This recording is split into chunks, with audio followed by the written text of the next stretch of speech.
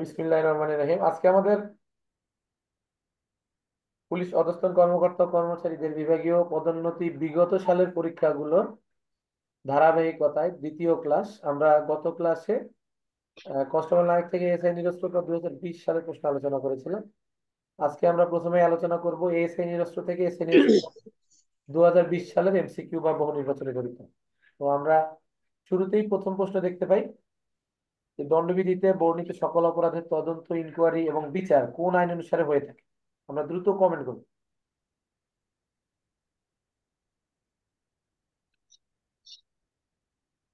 আচ্ছা, এই পর্যায়ে প্রশ্ন হচ্ছে আমার যে যেহেতু আমরা জানি যে এই ধরনের অপরাধের তদন্ত, বিচার, অনুসন্ধান এগুলো ফৌজদারি কার্যবিধি অনুযায়ী পরিচালিত হয়ে থাকে এবং এটি ফৌজদারি কার্যবিধির কত ধারায় আলোচনা করা হয়েছে। আমরা কিন্তু আরো একটা প্রশ্ন এরকম পড়েছিলাম একটা পরীক্ষায়। তো ঠিক আছে, ফৌজদারি কার্যবিধি আইনে 5 ধারায় এটি আলোচনা করা হয়েছে। চমৎকার। আচ্ছা, আর অন্যান্য আইনে বর্ণিত অপরাধের তদন্ত, ইনকোয়ারি, বিচার কোন আইন অনুসারে হয়ে থাকে? আমাদের মধ্যে কে বলতে পারবেন এটা? স্যার, যে আইনে উল্লেখ করা আছে স্যার, যদি ওই আইনে। সংশ্লিষ্ট যদি সংশ্লিষ্ট আইনে উল্লেখ আর করা যদি থাকে। না থাকে তাহলে ফৌজদারি দণ্ডবিধি। তাহলে আচ্ছা ভাই, থ্যাংক ইউ। আচ্ছা, তারপর 2 নম্বর প্রশ্ন, যে জেলার পুলিশ সুপার তার অধিক্ষেত্রে সকল থানার অফিসার ইনচার্জের ক্ষমতা ভোগ করে ফৌজদারি কার্যবিধির কত ধারায় বর্ণিত আছে? 551। আমরা ধারাটা লিখবো, কমেন্ট করবো, হ্যাঁ। হয়তো বা কথা বলতে পারেন অনেকেই, বাট যখন কথা বলতে বলি শুধুমাত্র তখনই কথা বলবেন। তাহলে দেখতে পাচ্ছি আমরা আপনারা সঠিক উত্তর করেছেন অনেকে। এটি আমাদের অপশন খ, 551 ধারা এই বিষয়টা আলোচনা করেছে। অর্থাৎ অফিসার ইনচার্জের ঊর্ধ্বতন পদে যে সকল পুলিশ অফিসার রয়েছে, তারা তাদের নিজ নিজ এখতিয়ারভুক্ত এলাকায় অফিসার ইনচার্জের ক্ষমতা প্রয়োগ করতে পারে। ঠিক আছে, এই বিষয়টা অবশ্যই আমরা মাথায় রাখবো। আচ্ছা, তারপর চলে যাচ্ছে আমরা 3 নম্বর প্রশ্নে, যে ফৌজদারি কার্যবিধির 167 ধারা অনুসারে ম্যাজিস্ট্রেট কি ধরনের পদক্ষেপ গ্রহণ করতে পারে?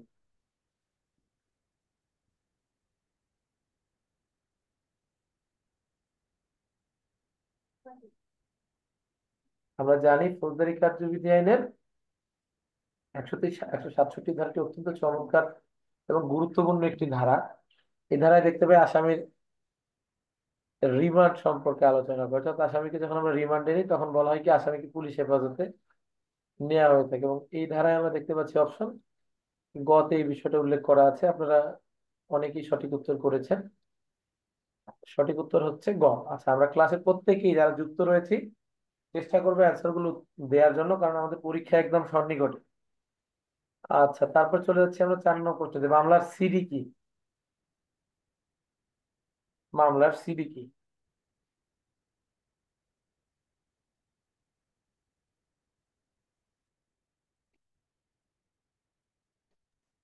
সবাই দ্রুত কমেন্ট করব। মামলার সিডি কি?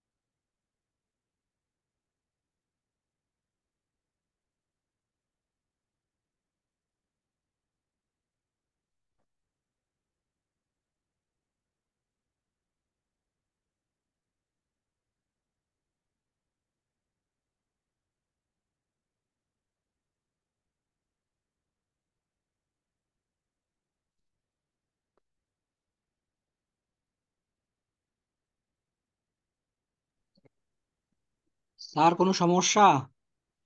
আমাকে কি শুনতে পাচ্ছেন না? আপনারা কমেন্ট করতেছেন না তো, আমি দেখতে পাচ্ছি না তো কমেন্ট। এতক্ষণ তো শোনা যায় না, এই মাত্র শোনা যাচ্ছে। আচ্ছা, আমাকে আপনারা কমেন্ট করতেছেন না যে কেউ।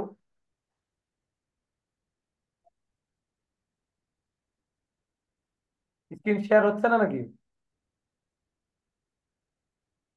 দেখতে পাচ্ছেন স্ক্রিন কিন্তু? শেয়ার স্যার দেখতে পাচ্ছেন সবাই? এখন দেখা যায়। আচ্ছা good, তাহলে কমেন্ট গুলো কন্টিনিউ করবো আমরা, ঠিক আছে? এতক্ষণ তো শোনা যায় নাই স্যার। আচ্ছা, নেট প্রবলেম, শুনতে পারেননি হয়তোবা। আপনারা কন্টিনিউ এখন একটু কমেন্ট করেন। আচ্ছা, তারপর চলে যাচ্ছি আমরা 6 নং প্রশ্নে। আচ্ছা, 5 নং প্রশ্নের উত্তর দেন আপনারা। 5 নং প্রশ্ন, ফৌজদারি কার্যবিধির 161 ধারায় রেকর্ডকৃত সাক্ষীর জবানবন্দিতে কে স্বাক্ষর করবে? অত্যন্ত গুরুত্বপূর্ণ একটি টপিক, সাক্ষীর জবানবন্দি। এখান থেকে কিন্তু প্রচুর প্রশ্ন আছে, আমি আপনাদেরকে বলেছিলাম। এবং আমরা জানি সাধারণত এই ধরনের সাক্ষ্য যখন গ্রহণ করা হয়, তখন সাক্ষ্য গ্রহণকারী কর্মকর্তা সাক্ষীর বাড়িতে গিয়ে এই ধরনের জবানবন্দি গ্রহণ করে থাকেন। এবং এই ধরনের জন্য সাক্ষীর যখন জবানবন্দি গ্রহণ করা হয়, তখন তদন্তকারী কর্মকর্তা কি করবে না? তখন তদন্তকারী কর্মকর্তা ওই সেই সাক্ষীর জবানবন্দিতে সাক্ষীর স্বাক্ষর স্বাক্ষর নিবে না। গ্রহণ করবে না। ঠিক আছে, বিষয়গুলো আমরা অবশ্যই অবশ্যই মাথায় রাখবো। আবার সন্ত্রাস বিরোধী আইনে কিন্তু এর ব্যতিক্রম বলা আছে, যে যখন কোনো তদন্তকারী কর্মকর্তা সাক্ষীর জবানবন্দি গ্রহণ করবেন, তাহলে সেক্ষেত্রে কি তিনি সাক্ষীর নিজ হাতে স্বাক্ষর গ্রহণ করে করে সেটি গ্রহণ করবেন। বিষয়টা ক্লিয়ার? কমেন্ট করবো একটু, সেটা ক্লিয়ার কিনা। আচ্ছা, চলে যাচ্ছি 6 নং প্রশ্ন। পুলিশ হেফাজতে আসামির মৃত্যু হলে কে সুরতাল রিপোর্ট তৈরি করেন? দ্রুত কমেন্ট করবো, কি কয়জন পারেন?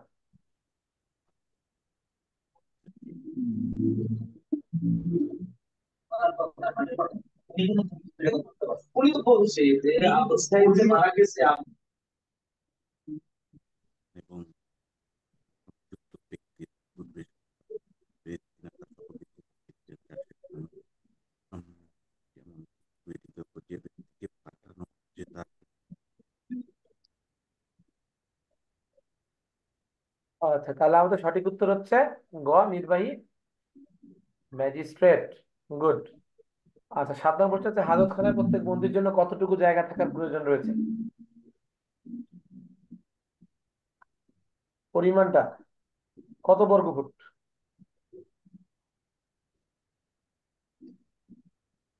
এবার আমরা জানি হাজতখানায় বন্দির জন্য যে জায়গা রয়েছে তার পরিমাণ হচ্ছে 36 বর্গ ফুট।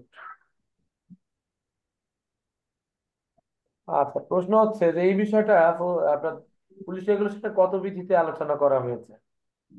এই বিষয়টাই পুলিশ রেগুলেশনের কত বিধিতে আলোচনা করা হয়েছে?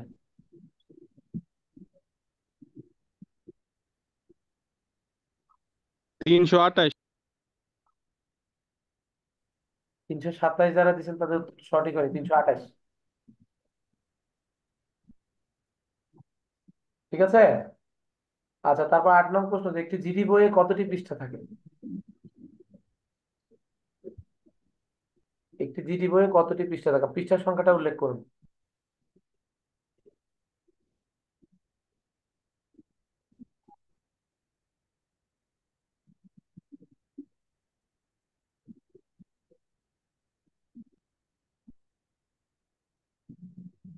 গুড, তাহলে আমরা দেখতে পাচ্ছি প্রায় সবাই সঠিক উত্তর দিয়েছে। আমরা জানি জিডির পৃষ্ঠা সংখ্যা 200টি, এবং জিডি সম্পর্কে বিস্তারিত আমরা গত ক্লাসে আলোচনা করেছি। আপনারা বিষয়টি দেখে নেবেন, এবং আমাদের জিডির নোটটা পুলিশ রেগুলেশন 377 বিধিতে আমাদের বইয়ে বিস্তারিত আলোচনা করা হয়েছে। স্যার হাজতখানা যে 336 বর্গ ফুট স্যার, এটা 327 আসছে স্যার ডিআরবিতে। 327। জি স্যার। আচ্ছা, ঠিক আছে, তাহলে 307 যেটা হবে সেটাই শিখে রাখবো আমরা। আমি প্রথমে 27 বলে পরে 28 বলছিলাম, তাই না? জি স্যার। 328-এ হচ্ছে ওই আপনার হচ্ছে বন্দির মনে হয় যে যেখানে থাকার স্থান, সেই স্থানে দরজা জানলা থাকলে সেটা কি করতে হবে? স্যার চারটা ক্লোজ আছে, স্যার চারটা ক্লোজ আছে, তিনটা আঠাইছে স্যার। চারটা ক্লু, ওই চারটা ভালোভাবে মুখস্থ করে রাখবেন, ওখান থেকে কিন্তু প্রশ্ন হতে পারে লিখিত। ঠিক আছে, সংক্ষিপ্ত জি আকারে। স্যার। এটা একটু পড়বো আমরা। আচ্ছা, Ele প্রশ্ন কি হয়ে সলিউশন করে। আচ্ছা, আমরা তারপরে যাচ্ছি 9 নং প্রশ্নে, যে অবৈধ সমাবেশ ছত্রভঙ্গকালে পুলিশ সঙ্গে নির্বাহী ম্যাজিস্ট্রেটের কাজ কি হবে। একটু খুব দ্রুত যাবো, মানে আমি এটা একবার তাড়াতাড়ি শেষ করে কিছু বিষয় আলোচনা করব। কাজ কি হবে? সঠিক উত্তর হচ্ছে গ, কখন গুলি বর্ষণ করতে হবে সে বিষয়ে সিদ্ধান্ত গ্রহণ করা। গুড। আচ্ছা, 10 নম্বর প্রশ্ন, সিআর কেস কি?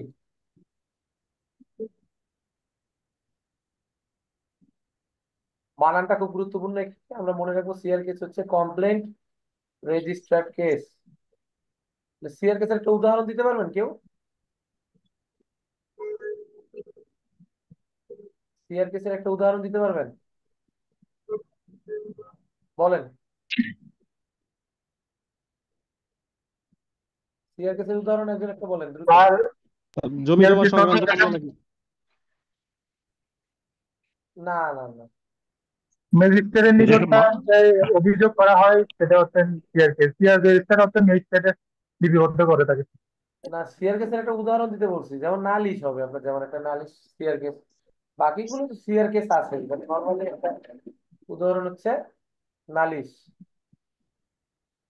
ঠিক আছে। আচ্ছা, তারপরে আমরা চলে যাব 11 নম্বর প্রশ্নে, কে সুরতাল প্রতিবেদন প্রস্তুত করতে পারেন? এটা আমরা সবাই পারি, দ্রুত কমেন্ট করুন। লাইকটা দিন।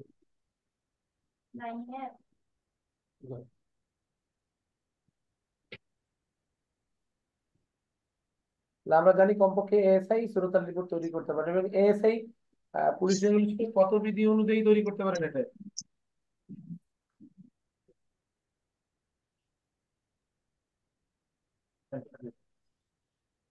কত বিধিতে পারেন সেটাও দ্রুত কমেন্ট করেন।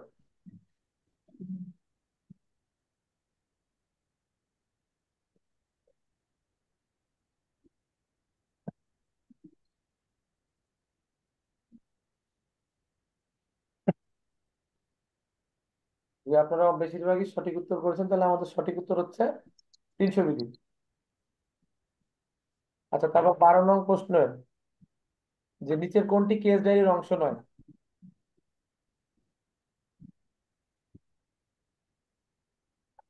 তাহলে আমরা যখন একটা কেস ডায়েরি তৈরি করবো, মামলা তদন্তকালে আমাদের যেগুলো কার্যক্রম রয়েছে, আমরা সাক্ষী জবানবন্দি গ্রহণ করি, সুরতাল রিপোর্টও তৈরি করি এবং স্কেচ ম্যাপও তৈরি করি, তাহলে সঠিক উত্তর হবে আমাদের ক, আমার হচ্ছে সাক্ষ্য মেমো। আচ্ছা, সাক্ষ্য মেমো পুলিশ রেগুলেশন কত বিধিতে আছে?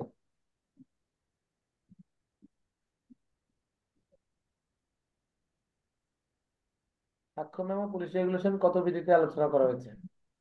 274। Very good. তারপর হচ্ছে আমাদের স্কেচ ম্যাপ কত বিধিতে আলোচনা করা হয়েছে?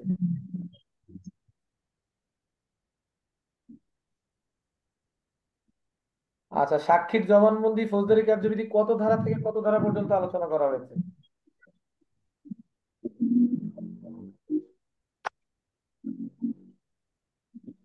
কত ধারা থেকে কত ধারা পর্যন্ত? বড় প্রশ্ন করছি কিন্তু এটা।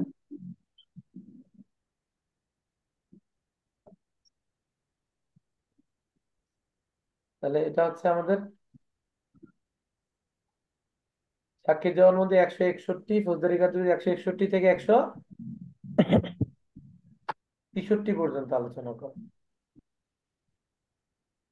63 পর্যন্ত। তাহলে স্বীকারোক্তি কি? স্বীকারোক্তিও সাক্ষীর জবানবন্দি হিসেবে অন্তর্ভুক্ত হবে। ঠিক আছে, মনে রাখবে। তাহলে 161 থেকে 164 পর্যন্ত। আচ্ছা, তারপরে চলে যাচ্ছি আমরা সুরতাল রিপোর্ট। সুরতাল রিপোর্ট পুলিশ রেগুলেশন কত বিধিতে আলোচনা করা হয়েছে? সুরতাল রিপোর্ট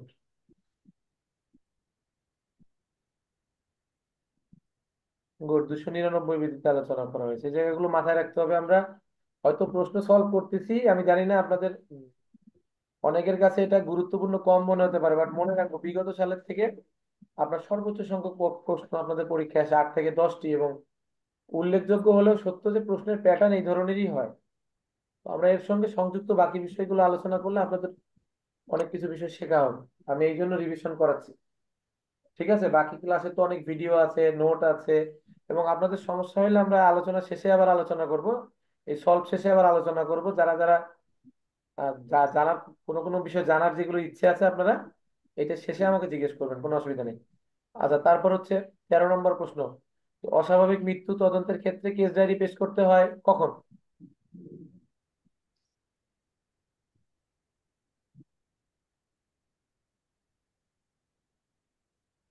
তদন্তের কাজ একদিনের অধিক যদি হয় তাহলে সেক্ষেত্রে কেস ডায়েরি দাখিল করতে হয়। কেস ডায়েরি কখন দাখিল করতে হয় আমাদের মনে রাখবো আমরা, যে পুলিশ রেগুলেশনের 263 এবং 264 দেখে নিব, এবং সেখানে বিস্তারিত আলোচনা করা হয়েছে এই বিষয়গুলো।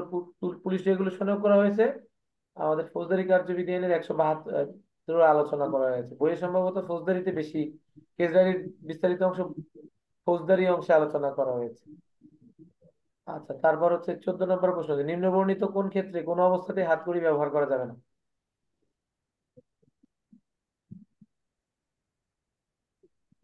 নিম্ন বর্ণিত কোন ক্ষেত্রে কোনো অবস্থাতে হাতকড়া ব্যবহার করা যাবে না?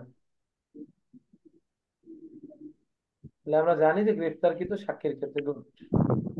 আচ্ছা, আর কাকে কাকে হাতকড়া ব্যবহার করা যায় না? আচ্ছা, তার আগে প্রশ্ন হচ্ছে হ্যালো হাতকড়ার ব্যবহার পুলিশ হ্যালো কত কত বিধিতে আলোচনা করা হয়েছে হাতকড়ার ব্যবহার? হ্যাঁ বুঝা।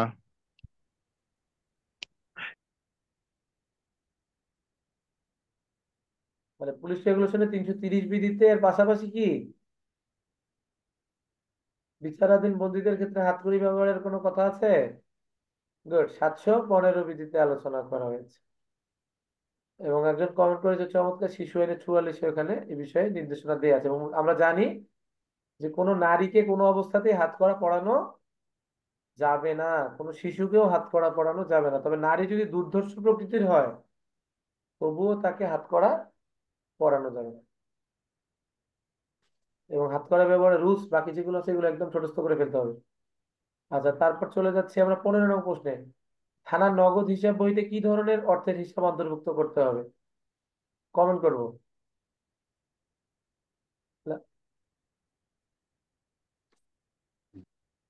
তাহলে কোনো বিচার বিভাগীয় জরিমানা থেকে আদায়কৃত অর্থ এটা। আচ্ছা, প্রশ্ন হচ্ছে যে থানা নগদান হিসাব পুলিশ টাকা রেগুলেশন কত বিধিতে আলোচনা করা হয়েছে? বড় ধরনের পুলিশ রেগুলেশন কত বিধিতে আমরা কমেন্ট করব দ্রুত। হ্যাঁ, সাবিনের ভাইয়ের তো সঠিক হচ্ছে 409 বিধিতে। আচ্ছা, 16 নম্বর প্রশ্ন, হাজতখানার চাবি কার নিকট থাকবে?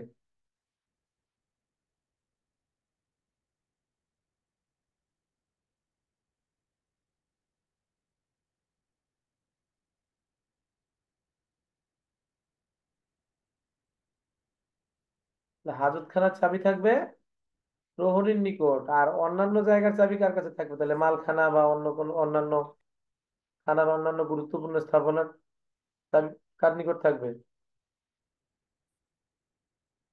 গুড, এটা হচ্ছে অফিসার ইনচার্জের নিকট থাকবে। আচ্ছা, তারপর চলে যাবো 17 নম্বর প্রশ্নে, যে মামলার চূড়ান্ত স্মারকপত্র সাধারণত কে তৈরি করে থাকেন? আচ্ছা, চূড়ান্ত স্মারকপত্র কে তৈরি করে থাকেন? গুড, আমরা জানি কোর্ট ইন্সপেক্টরই তৈরি করে থাকেন। আচ্ছা, চূড়ান্ত স্মারকপত্রে কে ইংরেজিতে কি বলা হয়?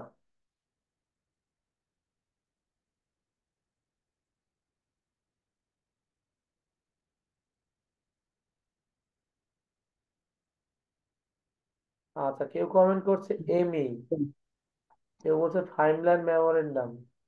গুড, সঠিক। আচ্ছা, এফএম পুলিশ রেগুলেশন কত বিধিতে আলোচনা করা হয়েছে?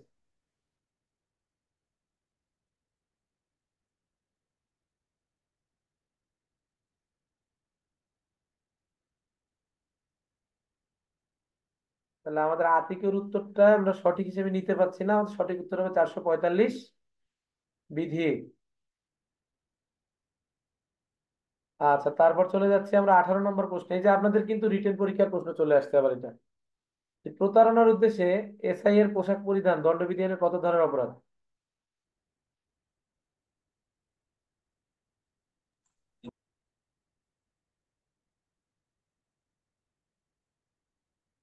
এইটার উত্তর সঠিক এবং আপনাদের উত্তরের হারও ভালো। এভাবেই কমেন্ট করতে হবে। ধন্যবাদ। 19 নম্বর প্রশ্ন, যে অস্ত্র সজ্জিত হয়ে 6 দিন দুষ্কৃতিকারী সলিমুদ্দিনের বাড়িতে প্রবেশ করে বাড়ির সবাইকে জিম্মি করে স্বর্ণালঙ্কার, টাকা পয়সা ইত্যাদি একত্র করে একটি ব্যাগে ভরলো। এ সময় পুলিশ আসার সংবাদ পেয়ে কোনো কিছু না নিয়েই তারা পালিয়ে গেল। তার দুষ্কৃতিকারীরা কি অপরাধ করেছিল?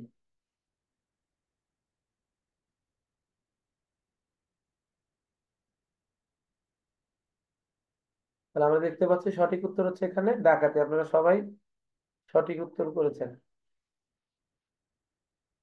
ঠিক আছে, ডাকাতির চেষ্টাটা ডাকাতির অন্তর্ভুক্ত। আর এই জায়গায় ডাকাতির চেষ্টা, এক জায়গায় স্যার উত্তর আছে চেষ্টা স্যার। ডাকাতির চেষ্টা কত ধারা?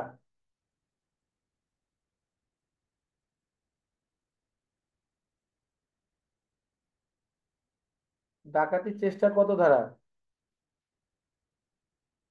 ডাকাতির চেষ্টা করে তো ডাকাতির মধ্যেই অন্তর্ভুক্ত হবে। ডাকাতি কোনো চেষ্টা নাই।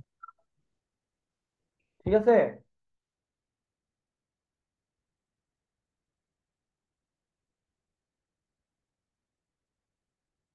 তাহলে ডাকাতির চেষ্টা হবে। ঠিক আছে, তাহলে কোনো কিছু না নিয়ে পেলে গেল ডাকাতির চেষ্টা। কোন ধারায় অপরাধ হবে তাহলে? কত হবে? কমেন্ট করে তো দেখি এটা কোন ধারায় অপরাধ হবে।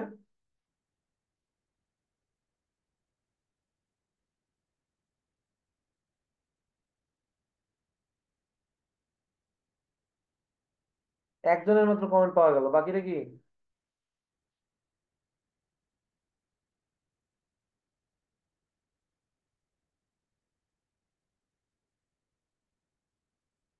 আচ্ছা, একজন কমেন্ট করছে 397, 511। 397 কেন হবে সাবিনুর ভাই?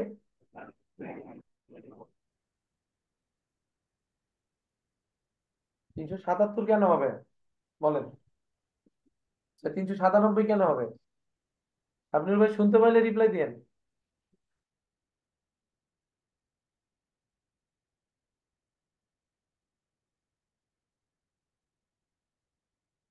তাহলে আমরা জানি এখানে ডাকাতির চেষ্টা হয়েছে কিন্তু অপরাধের। তাহলে আচ্ছা, এখন আমার একটা প্রশ্ন, যে ধরেন আপনার কেউ মানিব্যাগ চুরি করার জন্য আপনার পকেটে হাত দিল, দেওয়ার পর মানিব্যাগ পেলো না, এক্ষেত্রে তার কি অপরাধ হবে কিনা? কোন ধারা অপরাধ হবে?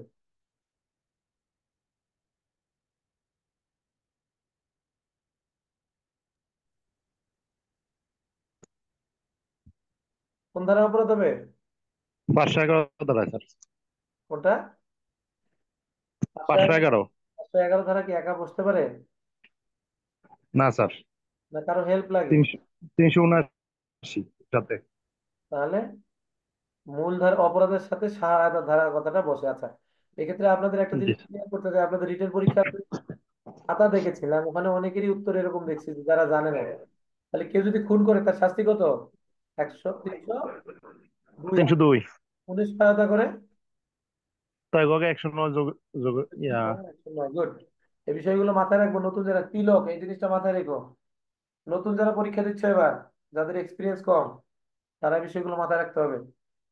আচ্ছা, 20 নম্বর প্রশ্নে, যে চুরির অপরাধ সংঘটিত হলে চুরি যাওয়া বস্তুটি কোন প্রকৃতির হতে হবে?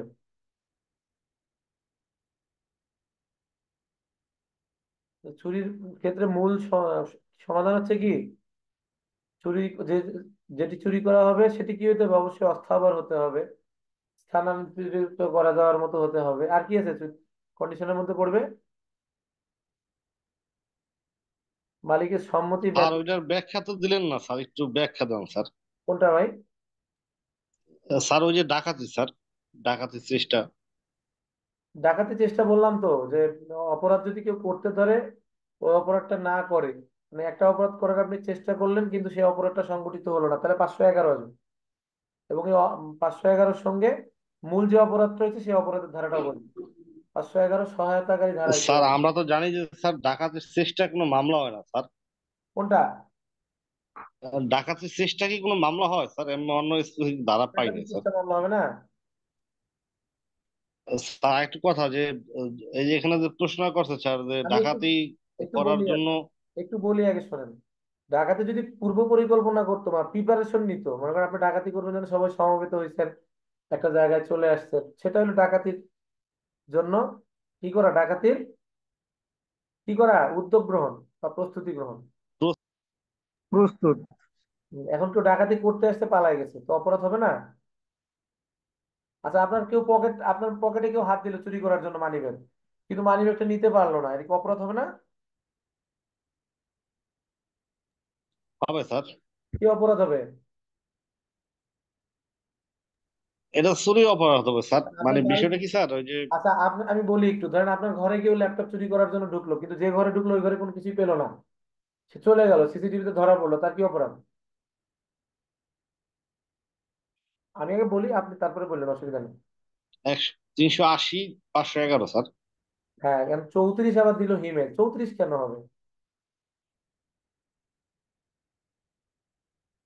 34 ওইভাবে আসে না, 34 হচ্ছে সদস্য সংখ্যা বোঝায়। এবং আরেকটা জিনিস বলে রাখি, আমরা চুরি ডাকাতি দস্যুতা, ডাকাতি দস্যুতা এগুলোর ক্ষেত্রে তো আপনার নির্দিষ্ট পরিমাণ লোক দিয়ে দেওয়াই আছে।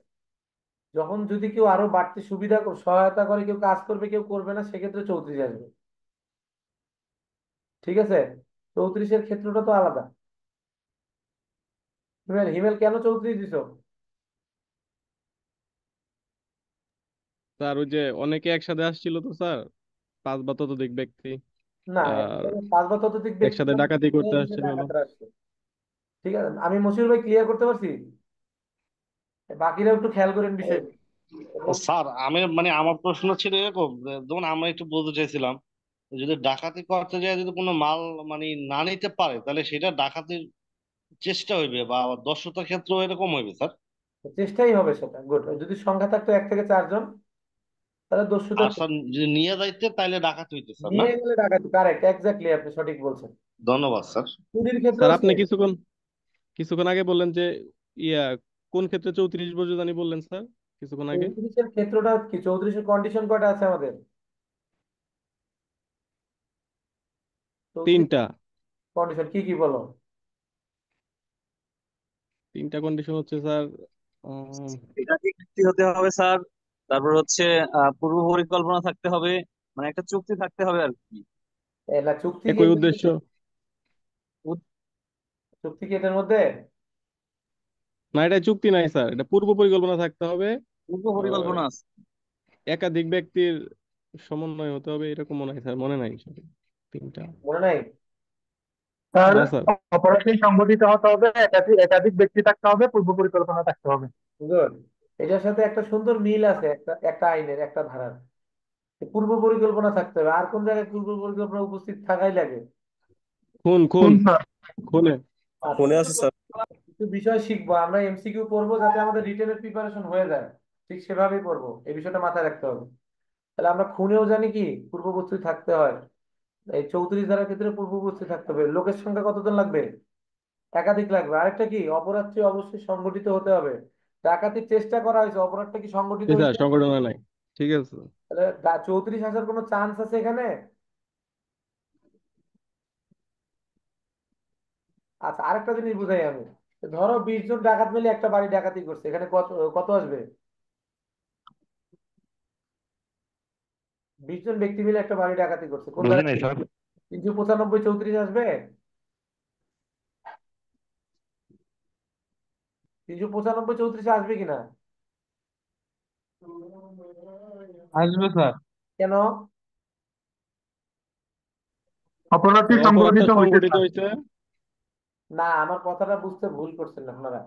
বলছি 20 জন ব্যক্তি মিলে ডাকাতি করেছে, তো 20 জন মিলেই তো ডাকাতি করছে, তো 20 জনেরই তো ডাকাতির অপরাধ। তো সহায়তা করলো কে তাকে, তারা আবার একে অপরকে কখন সহায়তা করলো? 20 জন মিলেই তো করলো। এখন 20 জন মিলে যদি একজন ব্যক্তিকে খুন করে, তো 34 আসবে? না স্যার, সবাই খুনের অপরাধ হবে। তাদের উদ্দেশ্য একটা, এই জন্য 34 আসবে স্যার। মানে না, একটু বুঝতে হবে, এখানে একটু ছোট্ট পার্থক্য আছে, একটু সূক্ষ্ম পার্থক্য আছে, আমি ওইটা ক্লিয়ার করার জন্য এই বিষয়গুলো বলতেছি। তাহলে 20 জন ব্যক্তি মিলে যদি চুরি করে, 34 আসবে? হ্যাঁ।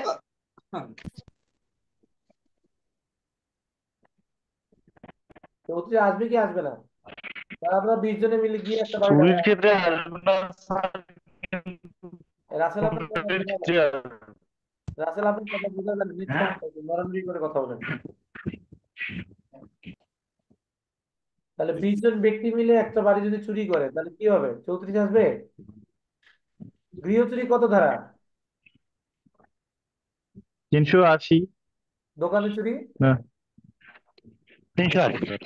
380। 300 সাথে কি 34 আসবে? না স্যার, এখানে আসবে না স্যার, খুনের ক্ষেত্রে আসবে স্যার। একটু ছোট্ট করে বুঝাই আমি, কখন আসবে সেটা একটু বলি। যখন আসবে তখন হচ্ছে যে ধরেন যে একটা বাড়ি চুরি করবে জন্য পূর্ব পরিকল্পনা হয়েছিল, ওই সময় উপস্থিত ছিল 10 জন। এখন চুরি করার সময় চুরি করতে গিয়েছিল, ওই 10 জনের মধ্যে চুরি করতে গেছে 10 জন, হঠাৎ করে খবর আসলো একজনের বাড়িতে যে একজনের মা অসুস্থ, 2 জন মোটরসাইকেলে করে ব্যাগ চলে গেল। ঠিক আছে? আর 8 জন মিলে চুরি করে সেই মালামালটা বিক্রি করে ফেললো। ওই বাকি 2 জনের কোনো অপরাধ হবে কিনা? হবে স্যার, হবে স্যার। 34 দ্বারা তখন আসবে কেন 34 আসবে? ওরা তো চলেই গেল, তো আর চুরি স্যার। করলো না। ওনাদেরও যে স্যার ওরা উদ্দেশ্য ছিল পরিকল্পনা ছিল। চুরি করার স্যার, কিন্তু পরে চলে গেছে।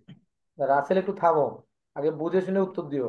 এখানে আরো অনেক মুরব্বি আছে তোমার, তাদের কাছেও কথা শোনো আগে। এটা কি চুরি হবে না কি হবে? তাদের কি কোনো অপরাধ হবে নাকি হবে না? হবে স্যার। কি অপরাধ হবে জসিম ভাই? তার পরিকল্পনা সংযুক্ত ছিল না স্যার চুরি করার। কি হবে? কত ধারা হবে?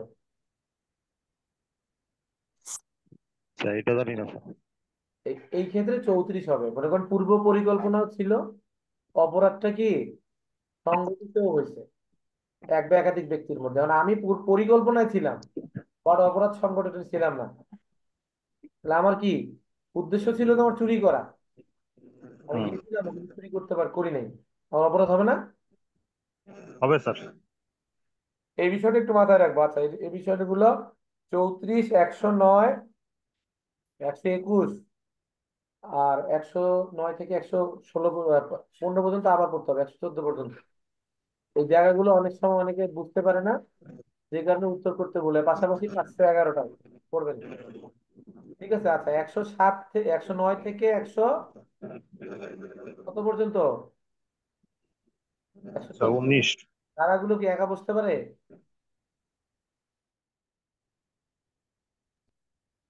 না স্যার। তারা সব সময় কোথায় বসে? স্যার যে অপরাধ সংঘটন হয়েছে তার সাথে। তাহলে মূল অপরাধের সাথে তারা বসে, এককভাবে তারা ব্যবহৃত হয় না। আচ্ছা, সবার একটু দৃষ্টি আকর্ষণ করছি, এই বিষয়গুলো ক্লিয়ার হচ্ছেন কিনা আপনারা? সবাই সবাই বিষয়টা ক্লিয়ার জি কিনা স্যার। একটু মাথায় রাখবো সবাই। ঠিক আছে? 300, যদি কোনো ব্যক্তি চুরি করতে গিয়ে কাউকে আঘাত করে, 382, কোন ধারায় মামলা হয়? 382। বাকিরা কি বলবে? জি স্যার 382 স্যার। 382-তে বলছে চুরি করতে গিয়ে যদি খুনও করা হয় তাহলে কি 382 হবে? খুনের কথা 382-তে বলা আছে। দস্যুতা না স্যার, দস্যু তো তা খুন আমি করা। প্রশ্নটা করছি, আবার মনোযোগ দিয়ে শোনেন। চুরি করতে গিয়ে কেউ যদি খুন করে তার কোন ধারায় মামলা হবে? স্যার 392 নাকি স্যার? চিন্তার বিষয় তো, তাই না? সেদিন একটা প্রশ্ন ছিল, আপনারা উত্তর দেন না, প্রশ্ন মনেও করে দেন না পরে আমাকে, তার মানে আপনারা মনে রাখেন না। উত্তরগুলো মনে রাখতে হবে তো। আচ্ছা, দস্যুতা করতে গিয়ে যদি কেউ খুন করে কি হবে? আর ডাকাতি করতে গিয়ে যদি কেউ, শাস্তি হবে। আচ্ছা আর একটা আসতেছি বড়, যদি কেউ ডাকাতি করতে গিয়ে খুন করে কত ধারা মামলা হবে? 396। 93 তখন 396। আচ্ছা, এখন তো দস্যুতা করতে গিয়ে যদি কেউ খুন করে? 394 স্যার। 93 সাথে আবার দিয়ে হবে স্যার, ওই 302 আসবে। 392 স্যার। 394 কি আপনার আছে খুন করার কথা? না স্যার 392। স্যার 302 আসবে, ওই দস্যুতার সঙ্গে 302 আসবে। তাহলে দস্যুতারও অপরাধ হবে, খুনেরও অপরাধ, দুটো অপরাধ হবে। ঠিক চুরি করতে গিয়ে যদি কেউ খুন করে, চুরিরও অপরাধ হবে, খুনেরও অপরাধ হবে। বিষয়টা মাথায় একই অপরাধ। স্যার 382। এই স্যার, ওই যে একটা বিষয়টা জানা নেই স্যার, ওই ভুল হয় স্যার, ওই 460 এবং স্যার ওই দিকের অবস্থা ওই অনধিকার গৃহপ্রবেশের সাথে স্যার চুরির বিষয়টা একটু আর একদিন একটু বুঝাই দিন স্যার। ভিডিওটা কি দেখছিলেন? আচ্ছা, আমি যে বিষয়টা আলোচনা করছিলাম, ভিডিওটা কি দেখছিলেন আপনি?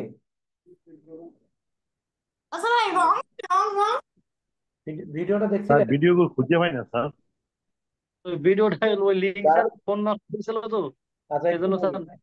যারা ভিডিও খুঁজে পান না তারা আমার সঙ্গে যোগাযোগ নাই, হয় ক্লাস ঠিক মতো করেন নাই, মাঝখানে দস্যুতা করতে গিয়ে খুন করলে দস্যুতা খুন দুটোই হচ্ছে। আর চুরি করতে গিয়ে খুন কিন্তু 382 আছে, বা 382 কিন্তু আপনার শাস্তির পরিমাণটা অস্পষ্ট। তারপর চুরি করতে গিয়ে যদি কেউ খুন করে তাহলে চুরিরও ধরা হবে, খুনেরও ধরা হবে।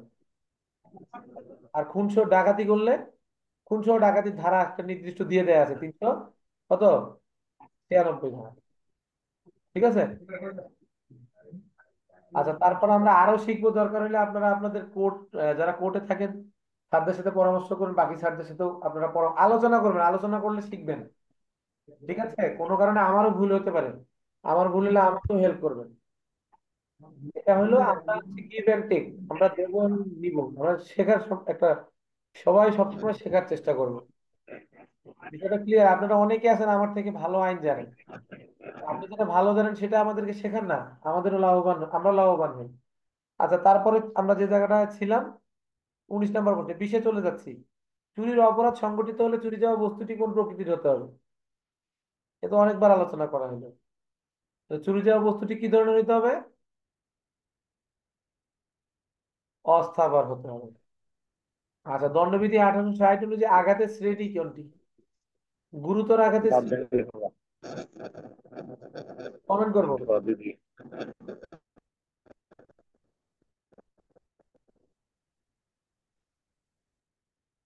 তাহলে গুরুতর আঘাতের চিহ্ন আমরা জানি কি? পুরুষত্বহীন করা, চোখ নষ্ট করা, দাঁত দাঁত ভেঙে ফেলা, তাই না? তারপর কি? যে আঘাত আমাদেরকে 20 দিন পর্যন্ত তীব্র যন্ত্রণা দেয় বা দৈহিক যন্ত্রণা দেয়। তার মানে দেখা যাচ্ছে এখানে যে আঘাত 10 দিন পর্যন্ত দেয়, তাহলে এটি হবে না। তাহলে সঠিক উত্তর হচ্ছে ক এবং গ উভয়ই।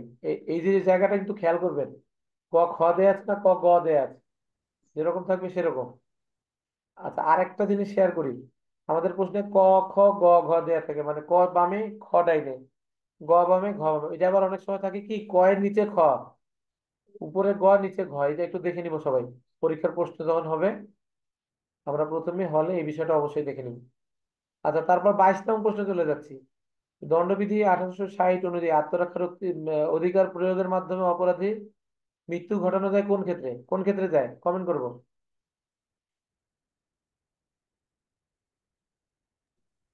আমরা জানি সাধারণত আত্মরক্ষার ব্যক্তিগত অধিকার করে মৃত্যু ঘটানো যায় দুটি ক্ষেত্রে, একটা দেহ রক্ষার ক্ষেত্রে, একটি সম্পত্তি রক্ষার ক্ষেত্রে। দেহ রক্ষার ক্ষেত্রে 6টি ক্ষেত্র, আবার সম্পত্তি রক্ষার ক্ষেত্রে 4টি ক্ষেত্র 4টি রয়েছে। ক্ষেত্র। তার মধ্যে একটা হচ্ছে রাত্রির বেলা ঘর ভেঙে অনুপ্রবেশ। সঠিক উত্তর হচ্ছে গ। আচ্ছা, কে জানি যুক্ত আছেন, দুই একজন আছেন যাদের কাছে মনে হচ্ছে ইজি। আসলে ইজি বিষয় না, এর সঙ্গে অনেকগুলো রিটেনের বিষয় জড়িত। একত্রে করে শিখবেন, ইনশাআল্লাহ কাজে লাগবে। শুধু যদি এমসিকিউ ভেবে পড়েন তাহলে এটা তো আপনি মুখস্থই করতে পারেন যখন তখন, বাট এর সঙ্গে লিঙ্ক যে বিষয়গুলো শিখলে আপনাদের কাজে লাগবে। আচ্ছা, 23 নম্বর প্রশ্নে চলে আসতেছি। ক কুৎসামূলক লেখা প্রকাশ করার ভয় দেখিয়ে খকে 10,000 টাকা প্রদানে প্রবৃত্ত করে, এটা কি হবে? মানহানি, দস্যুতা, প্রতারণা, বলপূর্বক গ্রহণ। বলপূর্বক গ্রহণ। আচ্ছা, আমরা কমেন্ট করি, দেখি কোনটা সঠিক উত্তর হয়। কেউ বলছে প্রতারণা, কেউ হচ্ছে বলপূর্বক গ্রহণ। তাহলে সঠিক উত্তর হচ্ছে আমাদের বলপূর্বক গ্রহণ। এটা মাথায় রাখবো, কারণ বলপূর্বক গ্রহণের শর্ত এখানে উপস্থিত আছে। কাউকে কোনো কিছু দিতে প্রবৃত্ত করেছে কি কারণে? ভয় ভীতি দেখিয়ে। তারপর 24 হচ্ছে কি, অপরাধমূলক ষড়যন্ত্রের ক্ষেত্রে সর্বনিম্ন কতজন সদস্য থাকতে হবে?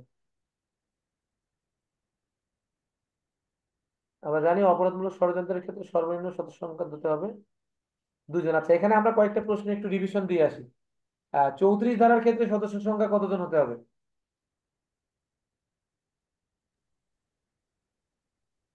আচ্ছা, 109 থেকে 116 পর্যন্ত সদস্য সংখ্যা কতজন হতে হবে? কমপক্ষে 2 জন। কমপক্ষে 2 জন। রাষ্ট্রদ্রোহীদের ক্ষেত্রে সদস্য সংখ্যা কতজন হতে হবে? 2 জন। রাষ্ট্রদ্রোহিতা, আমাদের আরিফ বলছে একজন, দুইজন কমপক্ষে দুইজন দুইজন স্যার। আর হিমেল বলছে দুইজন। দেখছো কত সুন্দর স্যার, দুই কনফিডেন্স। দুই দুই বা ততোধিক কেন এরকম লেখা আছে। রাষ্ট্রদ্রোহিতার ক্ষেত্রে দুইজন ব্যক্তি লাগে? একজন ব্যক্তি রাষ্ট্রদ্রোহিতা করতে পারে না? প্রশ্নগুলো শিখতে হবে, মনোযোগ দিয়ে প্রশ্ন শুনতে হবে, নাহলে তো বিপদ। আমি রাষ্ট্রদ্রোহিতার কথা বলছি, খেয়াল করতে হবে। একজনই। মারামারির ক্ষেত্রে কতজন? দুইজন দুইজন স্যার মারামারির দুজন ক্ষেত্রে। স্যার। চুরির ক্ষেত্রে? একজন একজনের দস্যুতার ক্ষেত্রে? চারের নিচে স্যার। 1 থেকে 4। কমেন্ট করলে ভালো হয়। আর ডাকাতির ক্ষেত্রে?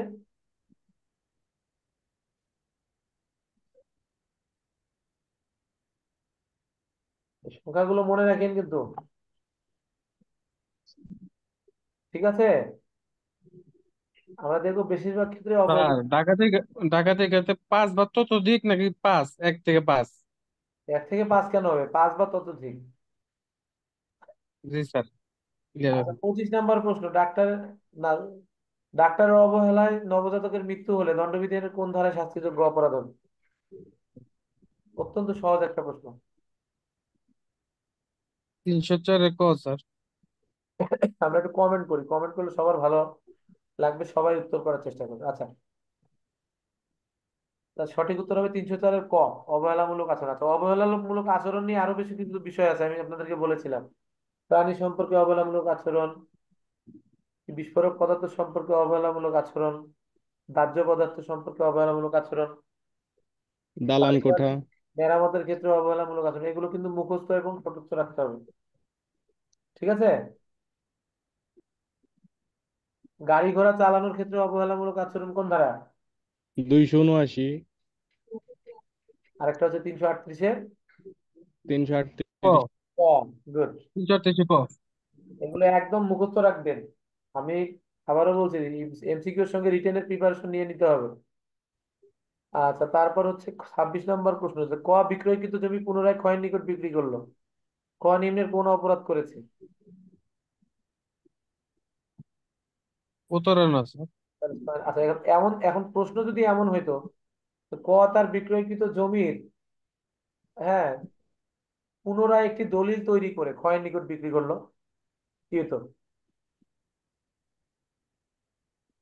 আত্মস আত্মসাতের জন্য স্যার, জাল চালিয়ে জাল নকল কমেন্ট করি, কমেন্ট জালিয়াতি। আপনারা যা বলতে চাচ্ছেন মনের কথা সব কমেন্টে প্রকাশ করেন।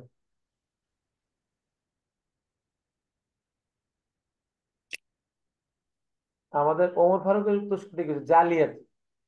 ঠিক আছে, প্রতারণা জালিয়াতির মধ্যে পার্থক্যটা শিখে নেবেন অবশ্যই অবশ্যই।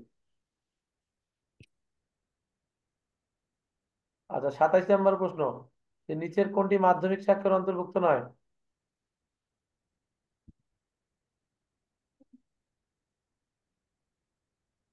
অল্প একটু। তাহলে অবশ্যই নকল শব্দ যেগুলোতে আছে, প্রতিলিপি আছে, অনুলিপি আছে, ফটোকপি আছে, এগুলো কখনোই মূল হতে পারে না। তাহলে সঠিক উত্তর হচ্ছে মূল দলিল। আচ্ছা, 28 নম্বর, সাক্ষ্য দেওয়ার অযোগ্য হলো কে? কমেন্ট করবো 28। প্রশ্ন নাম্বার দিয়ে উত্তরটা দিলে আমার বুঝতে সুবিধা হবে। হ্যাঁ, আপনার প্রশ্ন নাম্বার দিয়ে উত্তর দিবেন, যখন দেখবেন একই উত্তর আসে, প্রশ্ন নাম্বার দিয়ে উত্তর দেন। তাহলে অবশ্যই সঠিক হয়েছে এটা, সাক্ষ্য দেওয়ার অযোগ্য হচ্ছে দৈহিক ও মানসিক রোগাক্রান্ত ব্যক্তি যিনি প্রশ্ন শুনে উত্তর দিতে পারে না। এটা যেই ব্যক্তিই হোক, প্রশ্ন শুনে যদি উত্তর দিতে না পারে, সে যোগ্য সাক্ষী হিসেবে গণ্য হবে না। প্রশ্ন আসে কিন্তু যোগ্য সাক্ষী কারা? তাহলে অযোগ্য সাক্ষী কারা? তাহলে অযোগ্য সাক্ষী কি? দৈহিক ও মানসিক রোগাক্রান্ত ব্যক্তি যিনি প্রশ্ন শুনে স্বাভাবিক উত্তর দিতে পারেন না। তাছাড়া বাকি যারা প্রশ্ন উত্তর দিতে পারেন প্রশ্ন বুঝে, তারা হচ্ছে যোগ্য সাক্ষী। 29 নম্বর প্রশ্ন, যে একজন আসামির দোষ স্বীকারোক্তি কোন অবস্থায় অন্য আসামির বিরুদ্ধে প্রমাণ করা যাবে? আচ্ছা, গুড, আমাদের জসিম ভাই ভালো কমেন্ট করছে। সাক্ষ্য দেওয়ার যোগ্য 118 যোগ্য সাক্ষী, 119 হচ্ছে বোবা সাক্ষী। দুজনেই সাক্ষ্য দেওয়ার যোগ্য, বোবা হলেও সে সাক্ষ্য দেওয়ার যোগ্য। আচ্ছা, 29 নম্বর প্রশ্নটি, একজন আসামি দোষ স্বীকারোক্তি কোন অবস্থায় অন্য আসামির বিরুদ্ধে প্রমাণ হিসেবে ব্যবহার করা যায়?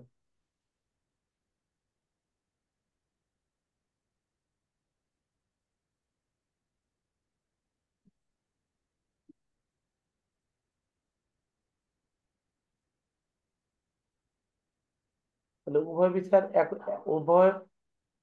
বিচার একই অপরাধে একত্রে হতে হবে। গুড।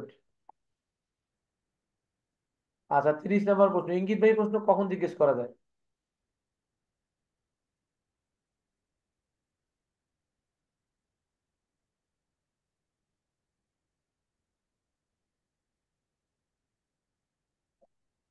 গুড। লিডিং কোশ্চেন আমরা জানি, সাক্ষ্য আইনে 141-এ আলোচনা করা হয়েছে লিডিং কোশ্চেন।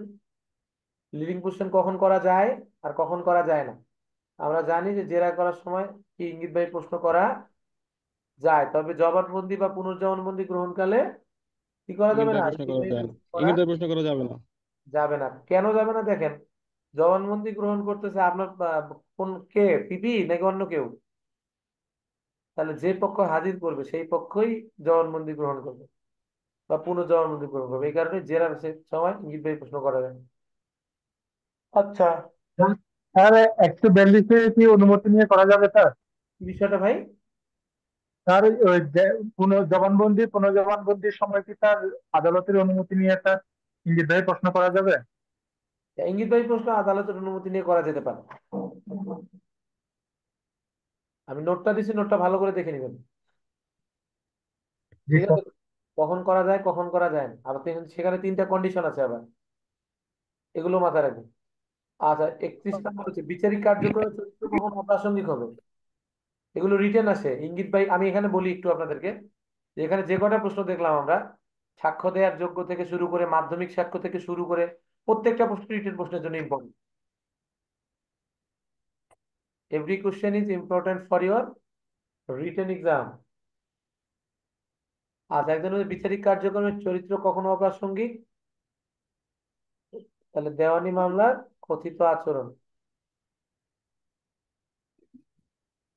দেওয়ানি মামলার চরিত্র কি আদালতে প্রাসঙ্গিক না অপ্রাসঙ্গিক? অপ্রাসঙ্গিক। আচ্ছা, কোন ক্ষেত্রে আবার দেওয়ানি মামলায় চরিত্র প্রাসঙ্গিক হয়? ক্ষতিপূরণ স্যার, ক্ষতিপূরণ নির্ধারণের সময়। গুড। আচ্ছা, তারপর 32, উৎসব আয়োজনের ক্ষেত্রে কোন লাইসেন্সের প্রয়োজন হলে পুলিশ আইন 1861 শর্তাবলী আরোপ পূর্বক কে লাইসেন্স মঞ্জুর করতে পারেন?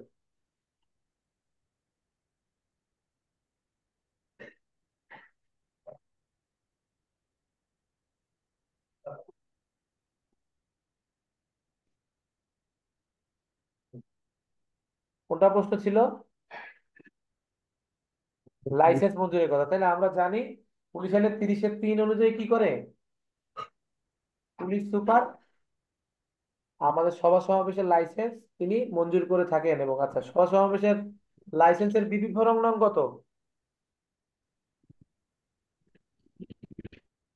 দ্রুত কমেন্ট করবো, বিধি বিবরণ নং কত?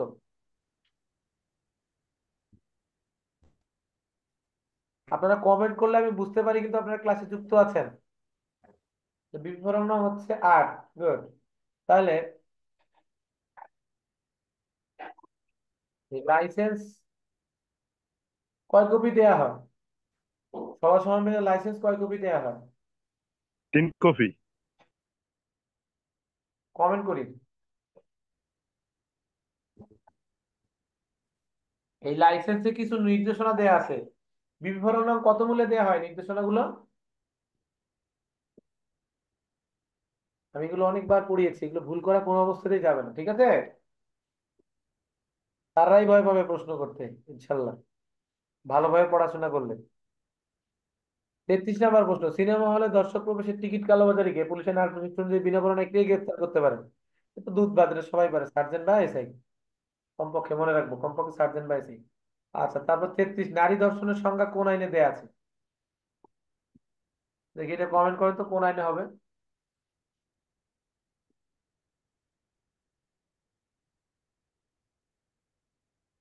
কেউ ক উত্তর করছেন, কেউ খ উত্তর করছেন। আচ্ছা, ইকবাল কেন ক হবে?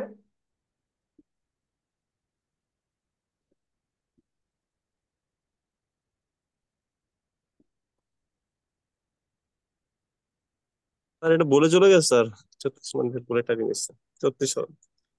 তাহলে এটা মাথায় রাখবো আমরা। রানী অস্ত্রের সংজ্ঞা আমি লিখে দিছি, কিন্তু আপনাদের বইয়ের নোটেও লিখে দিছি যে আমাদের দণ্ডবিধি 375 ধারা উল্লেখিত সংজ্ঞা সাপেক্ষে, তার মানে 75 ধারাই এর সংজ্ঞা দিয়ে দেওয়া আছে, এটা সুনির্দিষ্ট হয়ে বলা আছে। স্যার বলেন। ধরেন স্যার, সংজ্ঞা নারী ধর্ষণের সংজ্ঞা আসলো স্যার, 375 দিলাম, নিচে কি নারী শিশু নির্যাতনের দুই কি দেওয়া যাবে কিনা? যাবে। দিলে সমস্যা নাই না স্যার? নারী ধর্ষণের ক্ষেত্রে না, নারীর ক্ষেত্রে নারীর সংজ্ঞা দিয়ে আপনি জানেন এটাও, তারপরেও নারী শিশু ধারাটাও আগে দিতে পারেন, খুশি আপনার, অসুবিধা নেই, আগে পরে দিতে পারেন। দুই বাদ দিয়ে অন্য কোনো নারী শিশু তো সংজ্ঞা নাই স্যার, শুধু দুইতে আছে। গুড। কিন্তু দুইয়ের উপধারাগুলো কিন্তু উল্লেখ করতে হবে, মাথায় রাখবো। আচ্ছা, 34 নম্বর প্রশ্ন, নারী ও শিশু নির্যাতন দমন আইন 2000 সংশোধন 2020-এর কোন ধারায় আসামির অনুপস্থিতিতে বিচার করা যায়? এটা তো একদম সহজ। কমেন্ট করবো, কমেন্ট, কথা বলবো না।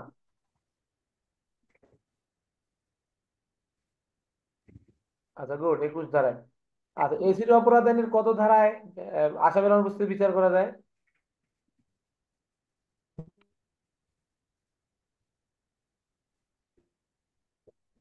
তাহলে এর থেকে 3 কমবে, 18 হবে। গুড।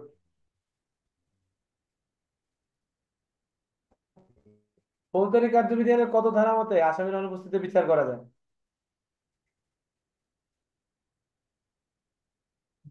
339-এর ঘ, খ। আচ্ছা গুড। আরো বলো।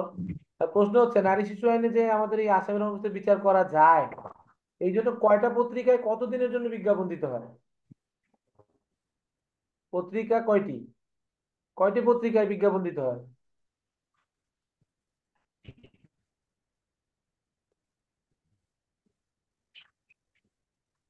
কতদিনের মধ্যে হাজির হওয়ার জন্য?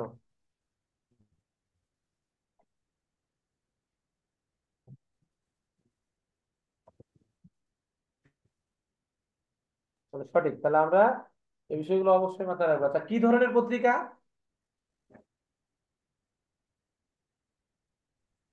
বাংলা দৈনিক পত্রিকা। দৈনিক পত্রিকা। দেখি, স্থানীয় পত্রিকা না জাতীয় পত্রিকা?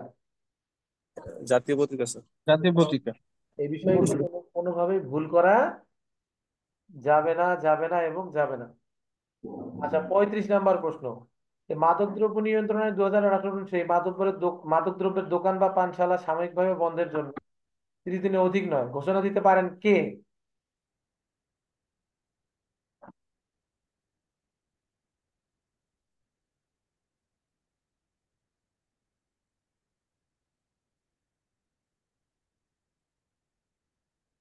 দেখি দ্রুত কমেন্ট করে দিয়ে কয়জন জানেন।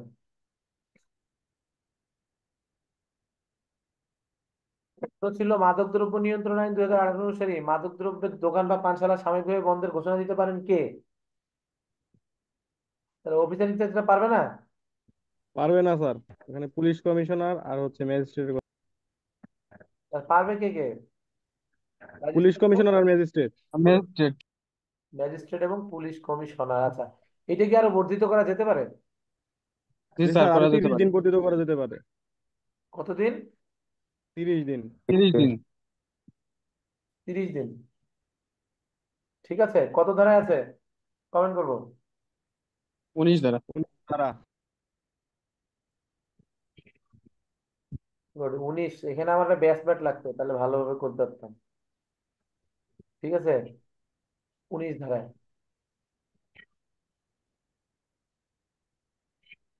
আচ্ছা, 36 নম্বর প্রশ্নে চলে যাই আমরা। নারী ও শিশু নির্যাতন দমনের 2000 সংশোধন 2020 অনুযায়ী ধর্ষণের ফলে জন্মলাভকারী শিশুর ভরণ পোষণের ব্যয় কে বহন করবে? এটা তো আমরা সেদিনও তর্জমা করছি, গত ক্লাসের আগের ক্লাসে, আমাদের মডেল ক্লাসে। সঠিক উত্তর হচ্ছে রাষ্ট্র। তো জানি আমরা, এটা সমাজ করতে পারবে না। আচ্ছা, অস্ত্র আইনে অস্ত্রসহ হাতে নাতে ধৃত হলে, আর অস্ত্র আইন 1878 অনুযায়ী তদন্তের প্রাথমিক সময়সীমা কত? আমরা জানি এটা সেম, প্রথম দুইটা হচ্ছে আমাদের নারী শিশু অনুরূপ, তাহলে কতদিন হবে?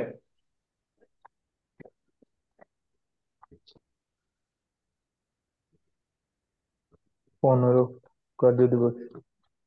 15 দিন।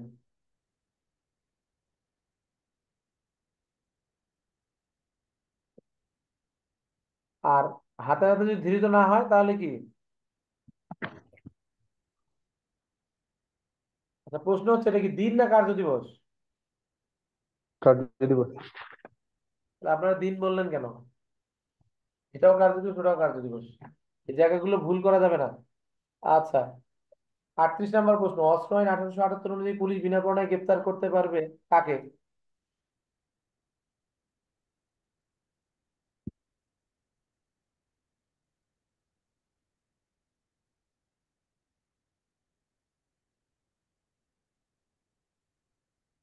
তাহলে আমরা দেখতে পাচ্ছি সবগুলোই সঠিক উত্তর হবে। 39 নম্বর প্রশ্ন, পারিবারিক সহিংসতা প্রতিরোধ ও সুরক্ষা আইন 2010-এর অধীন সংগঠিত অপরাধের বিচার কোন আদালতে হবে?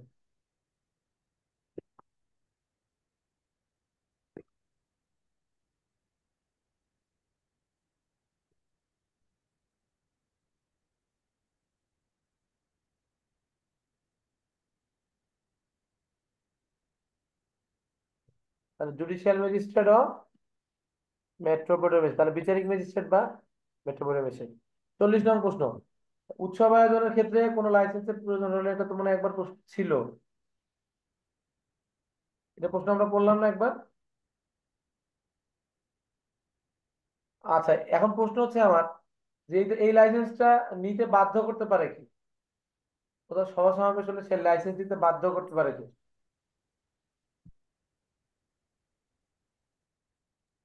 ম্যাজিস্ট্রেট। জেলা ম্যাজিস্ট্রেট, মাথায় রাখবে। আমরা কমেন্টের হার আমাদের কম, কম বেশি করব। আচ্ছা, 41 নম্বর প্রশ্ন, গ্রেপ্তারকৃত ব্যক্তিকে 24 ঘন্টা বেশি আটক রাখা যাবে না, সংবিধানের কত অনুচ্ছেদে বলা আছে? সবাই পারা কথা।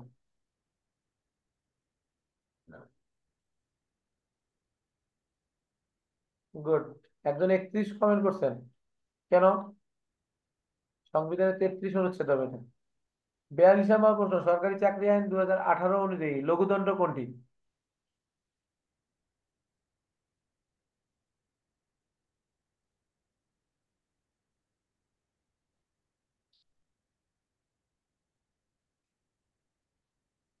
লঘুদণ্ড।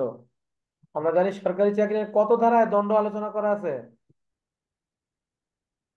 কত ধারায় দণ্ড 32। আলোচনা করা আছে?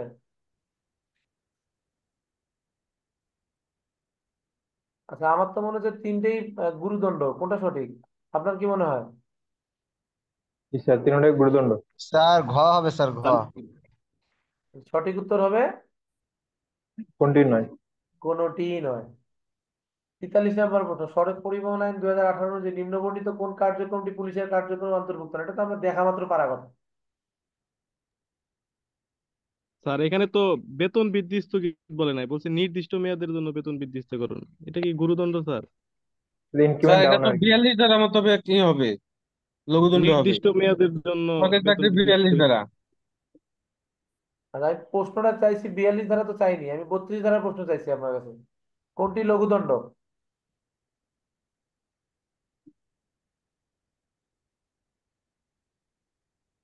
কোনটি লঘুদণ্ড?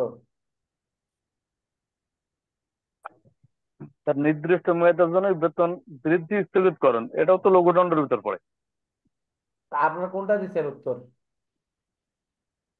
আমরা তো ওইটাই দিছি স্যার, আপনি বললেন কোনোটি নয়, এই জন্যই ও বললাম আচ্ছা, স্যার। এটা সরকারি চাকরি আইনের প্রশ্ন। ধারা ঠিক বলতেছি, কিন্তু তিনটা তো মনে হচ্ছে পুলিশ আইনের উত্তর আমার মুখস্থ আছে। সুন্দর। না, আচ্ছা, এটা স্যার ইয়ে 42 নম্বর এমসিকিউটা সরকারি চাকরি আইনে 42 ধারায় বলা আছে। 42 নম্বর প্রশ্নটা 42 নম্বর ধারায় বলা আছে। তাই তো জানি স্যার।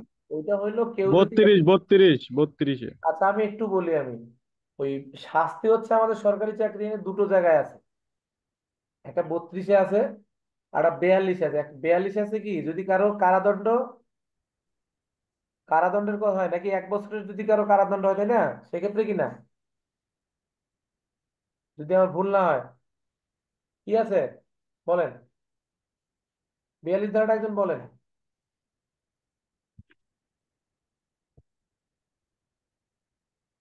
বলেন, 42 ধারাটা একজন বলেন।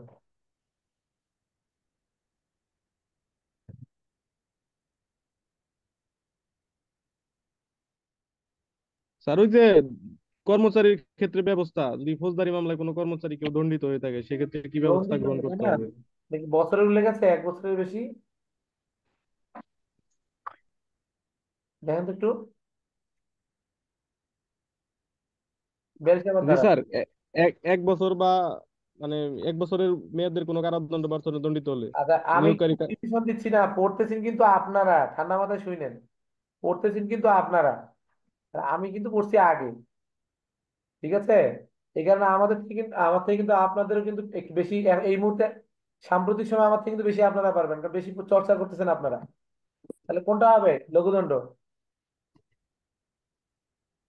এখানে কি আপনাকে বলছে যে 1 বছরের কারাদণ্ড হওয়ার পর লঘুদণ্ড কোনটি সেটা চাইছে, নাকি সরাসরি বলছে কোনটি লঘুদণ্ড? কোনটা হবে? 32-এর সরাসরি করছি স্যার। 32-এর লঘুদণ্ডের মধ্যে কোনটা পড়ে? স্যার 32-এর লঘুদণ্ডের মধ্যে যে ইয়েতে আছে নির্দিষ্ট মেয়াদের জন্য পদোন্নতি বা বেতন বৃদ্ধির জন্য, এটা এটা তো 32-এর হবে স্যার। লঘুদণ্ডতে আছে। হ্যাঁ, তাহলে আ সঠিক আ 32-এর সরে তাহলে সঠিক উত্তর কি হবে? তাহলে আমরাই ক্লিয়ার হয়ে যাই, সঠিক উত্তর কি? নির্দিষ্ট মেয়াদের জন্য বেতন বৃদ্ধি স্থগিতকরণ। তাহলে সঠিক উত্তর হচ্ছে খ, 42 নির্দিষ্ট। সঠিক অ্যান্সার। জি, 42 খ সঠিক অ্যান্সার হবে স্যার, তাহলে 32 ধারায় আছে। 42-এর সঠিক উত্তর খ। আমি তো অ্যান্সার দেখে বলতেছি না, আমি আপনাদের মতো না দেখেই বলতেছি, আমার কাছে বইও খোলা নাই। ঠিক আছে, তাহলে আলোচনা যেহেতু হইলো, এটার ভুল হওয়ার চান্সটা আমাদের কমে যাবে। তাহলে আমরা অন্তত জেনে রাখবো বেতন বৃদ্ধি, নিশ্চয় মেয়াদের জন্য বেতন বৃদ্ধি স্থগিত করুন, এটা একটা কি দণ্ড? লঘুদণ্ড। লঘুদণ্ড। লঘুদণ্ড। বাকি দুইটা কিন্তু ভুল। এটা খ, লঘুদণ্ড স্যার। হ্যাঁ, লঘুদণ্ড গুরুদণ্ড দুটোই মুখস্থ রাখতে হবে, মনে রাখেন। এবং 42, এবার আপনাদের জন্য 42 বেশি ইম্পর্টেন্ট। 1 বছরের সাজাপ্রাপ্ত হওয়ার পদ্ধতি, 1 বছর বা তার অধিক সাজাপ্রাপ্ত হওয়ার পর। আচ্ছা, 43 নম্বর প্রশ্ন, সড়ক পরিবহন আইন 2018 অনুযায়ী নিম্ন বর্ণিত কোন কার্যক্রমটি পুলিশ কার্যক্রমের আওতাভুক্ত নয়?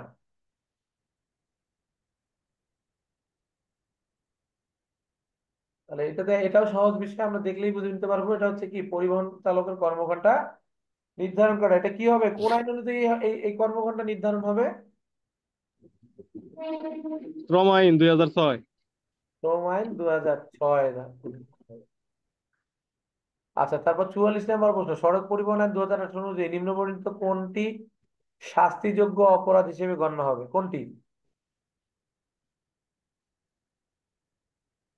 তাহলে আমরা জানি ড্রাইভিং লাইসেন্স ব্যতীত কি করা যাবে না, গাড়ি চালানো যাবে না। গণপরিবহনে ভাড়া চার টাঙ্গিয়ে না, হ্যাঁ এটাও টাঙ্গাইতে হবে বাধ্যতামূলক। ট্যাক্স টোকেনের ফটোকপি মোটরযানে রাখলে, এটা তো রাখবে নিয়ম। তাহলে সঠিক উত্তর হচ্ছে ঘ, ক ও খ। আচ্ছা, 45 নম্বর প্রশ্ন, যৌতুক কি ধরনের অপরাধ? অর্থাৎ যৌতুক নিয়ম আইন অনুযায়ী এর অধীন সংগঠিত অপরাধ সাধারণত কি ধরনের হয়ে থাকে? এটা তো একদম সহজ, দেখি কে কে পারেন।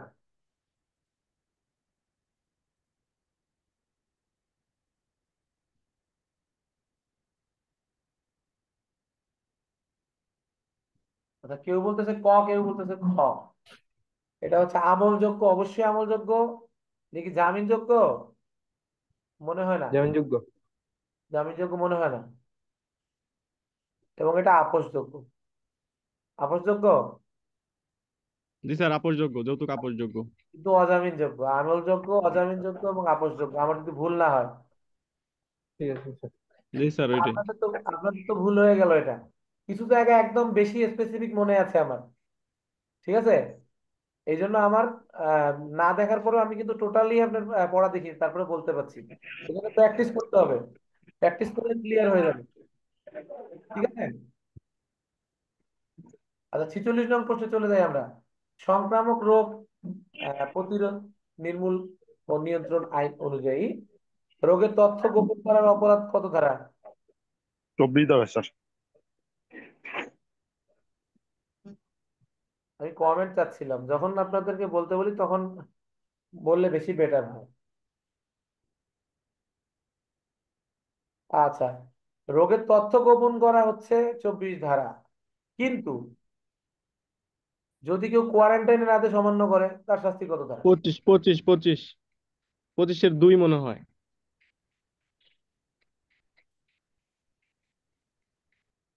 ঠিক আছে, এই দুইটা ধারা পড়ে রাখবো। আচ্ছা, তারপর 47-এ চলে যাচ্ছি, যে বিবাহ বন্ধনে আবদ্ধ বা আবদ্ধ হতে ইচ্ছুক নারী বা পুরুষের বয়স প্রমাণের জন্য বাল্য বিবাহ আইন 2017 যে নিম্নবর্ণিত কোন সনদটি প্রমাণক হিসেবে বিবেচিত হবে না? কোনটি হবে না?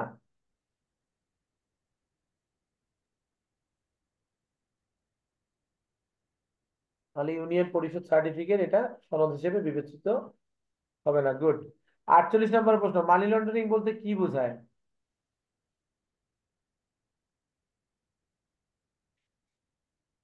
দ্রুত কমেন্ট করবো, মানি লন্ডারিং বলতে কি বোঝায়? তাহলে আমরা দেখতে পাচ্ছি সবগুলোকেই বোঝায়। 49 নম্বর প্রশ্ন, ঢাকা মহানগরী পুলিশ অধ্যাদেশ মূলে পুলিশ কমিশনার লিখিত আদেশ বলে যে কোনো যানবাহন সর্বোচ্চ কতদিনের জন্য রিকুইজিশন করতে পারেন?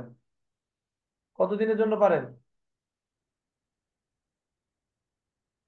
লাকি নাম্বার 7, 7 দিনের জন্য। আচ্ছা, 50 নম্বর প্রশ্ন, মাদকদ্রব্য নিয়ন্ত্রণ আইন 2018 অনুযায়ী তল্লাশি পরিচালনাকারী অফিসারের সন্দেহ হলে সন্দেহভাজন ব্যক্তিদের নিম্নবর্ণিত কোন ধরনের পরীক্ষা নিতে পারে? তাহলে dope test, ultrasonogram, X ray, endoscopy, colonoscopy, dot dot dot যা আছে সবগুলোই করতে পারে। কারা পারে? কোন পদের অফিসাররা পারে বলেন এখন? কোন পদের অফিসাররা পারে?